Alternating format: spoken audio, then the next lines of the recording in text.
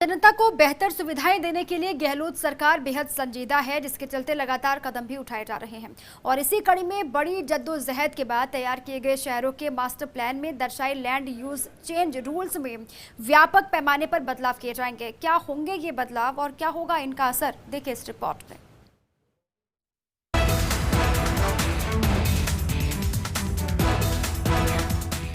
CM Ashok Gehlot अक्सर कहते रहे हैं कि बड़ी मेहनत से शहरों के मास्टर प्लान तैयार किए जाते हैं, लेकिन बार बार लैंड यूज चेंज करके इन्हें बिगाड़ा जाता है। गहलोत सरकार के पिछले कार्यकाल में भी सीएम की इसी मंशा के अनुरूप town and country planning bill लाने की कवायद शुरू की गई थी, लेकिन ये कवायद तब पूरी नहीं हो पाई।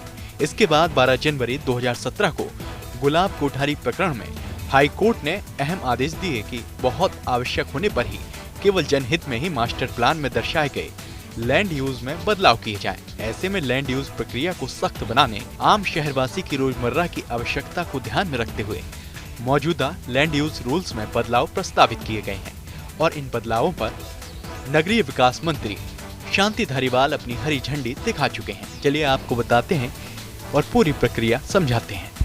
लैंड यूज चेंज के लिए अब प्रशासनिक शुल्क देना होगा, जो 10 रुपए प्रति वर्ग मीटर के अनुसार न्यूनतम 5,000 रुपए और अधिकतम 5 लाख रुपए होगा।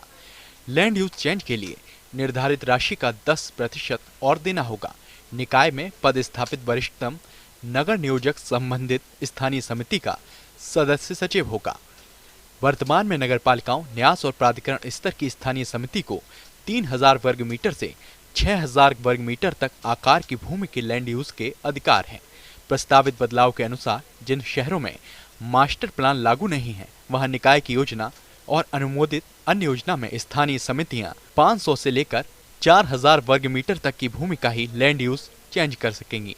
जिन शहरों में मास्टर प्लान लागू है, वहां कृषि भूमि से मास्टर प्लान के अनुरूप लैंड यूज चेंज के आवेदन पर राज्य स्तरीय समिति ही विचार करेगी। कृषि भूमि से अकृषि उपयोग के प्रकरणों में कंट्रोल गाइडलाइंस के अनुसार लैंड यूज या एक्टिविटी चाहने पर स्थानीय समितियां 500 से लेकर 4,000 वर्ग मीटर तक की भूमि का ही लैंड यूज चेंज कर सकेंगी।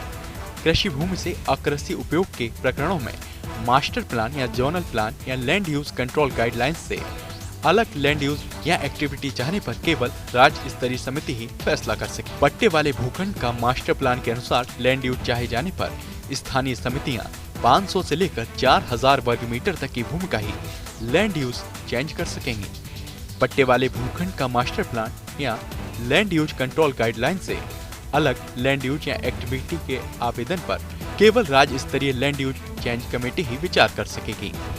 पहले के मास्टर प्लान में कोई भूमि पेरिफेरल कंट्रोल बेल्ट में थी और उसके अनुसार परमिसेबल एक्टिविटी के अनुसार पट्टा जारी किया गया है। अब ऐसे प्रकरण में मौजूदा मास्टर प्लान से अलग लैंड यूज चाहा गया है, तो ऐसे प्रकरणों में केवल राज्य स्तरीय समिति ही विचार कर सकेगी।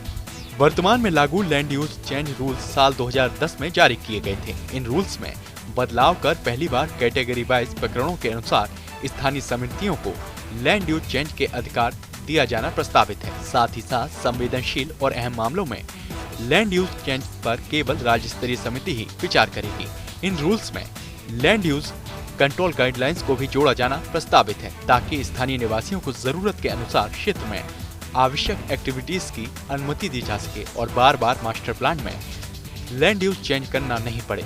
चलिए आपको बताते हैं कि इस लैंड यूज में कौन कौन सी एक्टिविटीज की अनुमति दी जा सकेगी।